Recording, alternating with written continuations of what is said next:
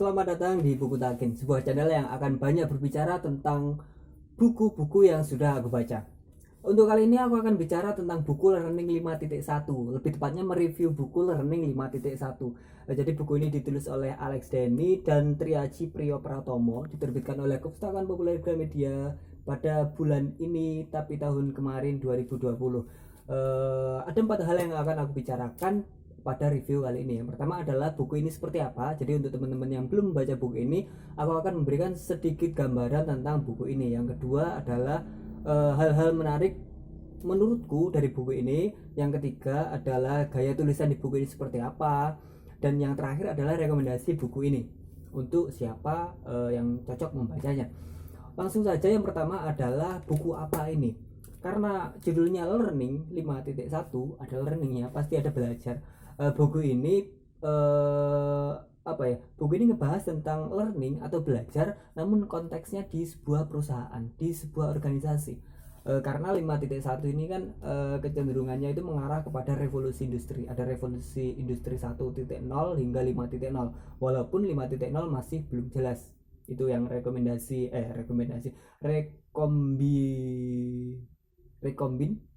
kombinasi antara manusia dan kecerdasan buatan. Di sini membahas learning, konteksnya perusahaan ya, organisasi. Ada banyak hal yang dikatakan oleh penulis di buku ini, tentu ya, karena ini adalah buku berlembar-lembar. Di sini sebenarnya yang lebih mencolok ini adalah Alex Denny, bukan Triaji Priyo Pratomonya. Di sini juga ada testimoni dari orang-orang penting. Ada dari Rektor UI, dari Sandiaga Uno, orang luar juga ada, Jim Huling, ada CIO General Electric Indonesia, ISQ Learning Center. Mereka banyak berkata bahwa Alex Denny ini seseorang yang idenya itu melompati zaman atau maju, bisa dikatakan maju. Dia sangat mempersiapkan zaman sekarang. Dan ada juga yang berkata bahwa Alex Denny ini adalah seorang libertarian dalam dunia human capital. Jadi background Alex Denny ini adalah human capital, orang-orang yang mengembangkan potensi-potensi karyawannya. Karena kita tahu kompetensi yang dimiliki oleh karyawan Indonesia itu sangat buruk jika dibandingkan dengan negara-negara lain. Jadi ada sebuah penelitian yang menunjukkan bahwa ini dari penelitiannya INSEAD 2019 dikatakan bahwa Indonesia itu berada di peringkat 67 dari negara-negara lain di dunia ini dalam hal kompetensi di perusahaan. Sedangkan Malaysia itu berada di tingkat 27, kalau Indonesia 67. Kalau Singapura, negara sebelah juga, itu peringkat 2. Jadi kompetensi yang dimiliki oleh karyawan Indonesia itu tentunya sangat kurang untuk mengembangkan sebuah perusahaan. Nah, ini bagaimana perusahaan bisa berkembang terus jaya, tidak terserang oleh disrupsi, tapi kalau karyawannya kurang kompeten, seperti itu. Ini backgroundnya adalah human capital. Di sini ada banyak hal yang dikatakan seperti apa itu belajar, kenapa learning 5.1. Adanya kan kalau industri 1.0 sampai 5.0, bukan titik 1. Ini kok 5.1. Terus why learning, how to learn, bagaimana belajar, integral part of human capital. Jadi business and learning organization, ada party approach on learning. Jadi ada banyak hal tentang belajar dan juga perusahaan, dan antara belajar dan perusahaan itu bagaimana agar perusahaan bisa tetap berkembang dan maju, tidak terlindas oleh zaman. Buku ini seperti itu. Kenapa learning itu penting? Agar kalian bisa lebih menangkap, mungkin akan aku katakan 2 hal. Yang pertama adalah ini ada ilustrasi yang sangat gampang dipahami. Ada sebuah perubahan, kecepatan perubahan kalau di sini babnya. Jadi ada era berburu dan mengumpulkan, industri 0.0, ini bertani, lalu revolusi industri 1, revolusi industri 2, 3, 4, 5. Jadi jarak antara mereka ini sangat berbeda. Jadi yang 150.000 tahun yang lalu manusia kan berburu dan mengumpulkan. Lalu 2000 tahun setelah itu, ketika 150.000 tahun. Nah, 2000 tahun setelah itu orang-orang itu sudah bisa bertani. Jaraknya cuma 2000 tahun. Nah, setelah itu jarak sekitar 100 tahun. Jadi dari ratusan ribu tahun terus ribuan tahun, ini jaraknya 100 tahun, ratusan tahun, 100 tahun, kurang lebih 100 tahun itu ada revolusi industri 1. Lalu jaraknya sekitar 50 tahun dari revolusi industri 1 itu udah ada revolusi industri 2. Lalu jaraknya sekitar 25 tahun itu ada industri 3.0. Lalu jaraknya sekitar 5 tahun, kurang lebih 5 tahun ada revolusi industri 4.0. Dan ini akan menuju ke revolusi industri 5.0. Ini kan percepatan yang sangat cepat dan jangka waktunya itu sangat cepat gitu loh. Jadi yang awalnya itu ratusan ribu tahun, lalu ribuan, lalu ratusan, lalu puluhan, dan ini hanya beberapa tahun. Dan efeknya itu dari revolusi industri itu hasilnya 50 kali dari hasil yang sebelumnya, sedangkan tenaga kerja yang dibutuhkan itu adalah kurang 90%. Jadi percepatan itu sangat memiliki efek yang sangat besar, dan sebuah perusahaan harus lebih adaptif terhadap percepatan zaman seperti ini agar perusahaan tidak terlindas oleh keadaan.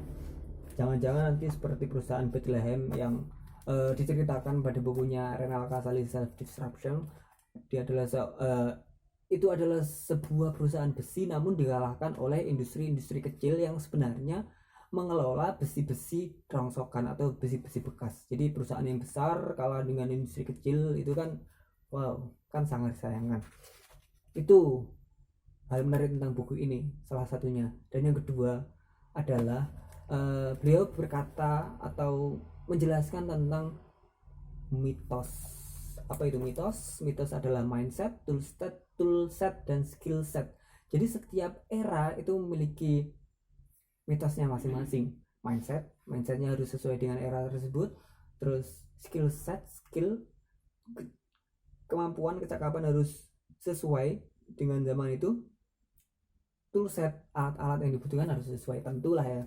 Jadi di sini sangat dijelaskan dan lebih detail sebenarnya. Kalian bisa membacanya langsung untuk lebih memahaminya. Ada juga karakter learning itu seperti apa di tiap industri, ada produksi, standarisasi, spesialisasi, kolaborasi, distribusi. Itu tiap revolusi industri berbeda-beda. Dan sekarang revolusi industri 4.0. Wow. Itu tentang buku ini. Ada banyak hal tentang buku ini sebenarnya.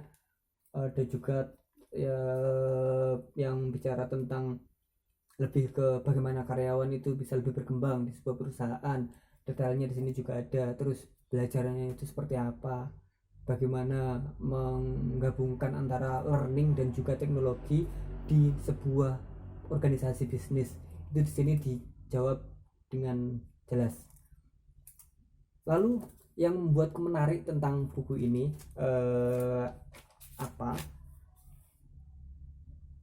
Buku ini sebenarnya sangat menarik menurutku. Banyak hal menarik, hampir semua kalau boleh aku katakan itu dari buku ini aku bagi dua. Jadi sekitar halaman pertama sampai 140-an itu aku suka karena ini 200-an halaman ya. Dan yang selanjutnya itu aku kurang suka. Lebih tepatnya yang awal-awal itu sangat relate dengan keadaanku sekarang, tapi yang halaman selanjutnya itu kurang begitu relate, namun masih cocok untuk menjadi referensiku karena aku juga ingin menjadi sebuah orang yang memiliki bisnis, organisasi bisnis. Buku ini sangat penting menurutku, bagus banget. Hal menarik yang lebih jelasnya itu aku di sini mendapatkan banyak ya yang jelas, tapi aku kasih contoh salah satunya bagaimana agar kita belajar dengan cepat. Di sini ada rumusnya Jim Kwik. Kalau kalian belum tahu, ada rumusnya itu be fast, tulisannya BEFAST. B-nya untuk believe, ini adalah cara untuk belajar dengan cepat. Jadi belajar itu nggak harus lama ya, belajar dengan cepat. Be fast. B untuk believe, kita harus yakin bahwa kita bisa. E nya untuk exercise itu dalam hal ini kan latihan tapi dalam hal ini adalah olahraga. Jadi olahraga itu hal yang sangat penting untuk otak kita agar encer. B E exercise. F nya untuk forget, lupakan pemahaman yang lama karena kita sedang belajar sesuatu yang baru. B E F forget. A fast. A nya itu aktif. Jadi ketika kita mendapatkan pemahaman baru, ilmu baru, kita harus aktif, entah itu didiskusikan, entah itu kita buat video seperti ini, atau ditulis, atau diobrolkan dengan siapapun. Yang penting kita aktif untuk menyuarakan, menunjukkan pemahaman yang baru itu. B fast, A nya aktif. S nya itu state itu adalah tingkatan otak kita. Jadi otak kita itu ada beberapa tingkatannya dalam menerima sebuah ilmu baru. Jadi pada tingkat tertentu otak kita itu akan bisa menerima ilmu dengan mudah. Gimana ya kalau menjelaskannya itu? Paling gampang gini, kalau state-nya itu ada state alpha, theta, beta, itu ada banyak, ada sekitar 5. Jadi yang paling mudah adalah kita bisa mendapat ilmu pengetahuan dengan efektif apabila kita berada pada posisi yang rileks. Entah itu rileksnya kalian pada saat mau tidur, bangun tidur, itu sesuai dengan kalian. B fast. S T nya itu teach. Jadi ketika kita mendapatkan ilmu baru, ajarkan. Nah, ketika kita mengajarkan, itu kita akan berupaya untuk menggali lebih dalam ilmu yang sedang kita pelajari. Itu adalah salah satu rumus BIFAS yang dimiliki oleh Jim Kwik dan dibahas di buku ini. Ada beberapa lagi sebenarnya, namun aku bahas itu saja. Lalu untuk gaya tulisan dari buku ini seperti apa? Sangat bagus menurutku, karena ini juga hardcover ya. Sudah seperti majalah sebenarnya. Jadi dari lembarannya udah berwarna-warna, terus ada ilustrasinya juga banyak yang bagus, nggak ala-ala. Dan juga di sini ada juga kode QR ketika kalian ingin mengetahui lebih lanjut dari informasi yang disampaikan, kalian bisa mengunjungi kode QR yang ada di buku. Ada banyak kode, jadi nggak hanya pada satu tempat saja. Jadi kalian bisa mendalami di situ ketika kalian kurang paham atau ingin lebih tahu materi yang disampaikan.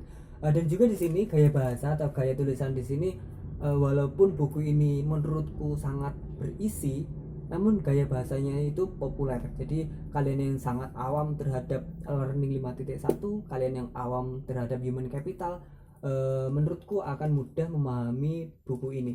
Dan juga buku ini sangat terstruktur, santai, barangkali cocok untuk orang sibuk ya.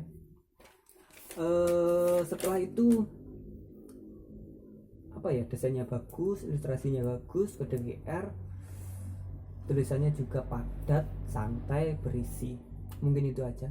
Dan yang terakhir, yang keempat adalah rekomendasi buku ini. Jadi buku ini menurutku cocok untuk kalian yang tertarik untuk mengembangkan bisnis kalian. Jadi buku ini cocok untuk pebisnis. Bagi kalian yang entah pemula atau yang sudah expert, ini sangat bagus. Dan juga untuk teman-teman yang bergerak di human capital atau HRD, mungkin buku ini sangat menarik untuk dipelajari. Mungkin itu saja reviewku kali ini tentang buku Learning 5.1. Sampai jumpa lagi di review selanjutnya. Bye bye.